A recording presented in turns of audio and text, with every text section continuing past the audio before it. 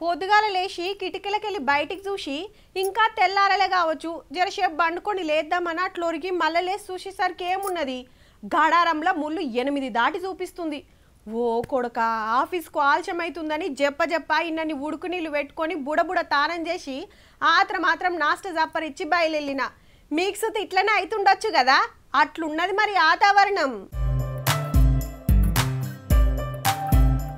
పొద్దుగాల ఏడ చూడు పొగమంచే, బయటికి రావాలంటేనే పబ్లిక్ గజ్జుమంటూరు. మరి అట్లా అని ఇంట్లో ముడుచుకోవంతే నడవదు కదా.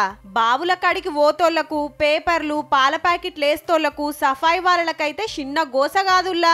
చలికి చేతులు ఈడ్చుకొస్తున్నాయి అనబట్టిరి. తీవ్రత ఎక్కువనే ఉన్నది సార్. 2 రోజుల నుంచి అయితే బాగున్నది. 11 తర్వాత ఏమన్నా పని చేయాలంటే పొద్దున ఏం చేయరాదు సార్. సన్నీళ్లతోని తానాలు చేయాలంటే ఐసులా బొర్రాడినట్టుందట హాస్టల్ పోరలకు.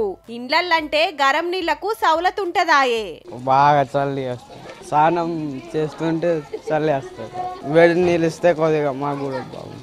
బుడ్డోళ్ళు చూడుర్రి, చెవులకు తువ్వాల కట్టుకొని పండ్లు దోముతున్నారు. గీ బుడ్డోడు వణుక్కుంటేనే జప్ప తానమొడగొడుతున్నాడు. ఈ 2-3 వద్దుల కాంచెలైతే నీరి అధ్వానం ఉన్నదబ్బా. హగో చల్లగొస్తుందని సలిమంటల కాగుతాన్రు. రానున్న 2 రోజులు ఈ యొక్క కనిష్ట ఉష్ణోగ్రతలు 2 నుంచి 3 డిగ్రీలు తగ్గినప్పటికీ కూడా 2 రోజులు మాత్రం సాధారణ స్థాయిలోనే ఉష్ణ తీవ్రత. పొద్దుగాల పొద్దుముక గరం కొట్లు దొడుక్కోర్రి, చెవులకు ఏదన్నా చుట్టుకోర్రి, ఏది తిన్నా గరం ఉండేటట్టు చూసుకోండి డాక్టర్లు చెప్తున్న మాట.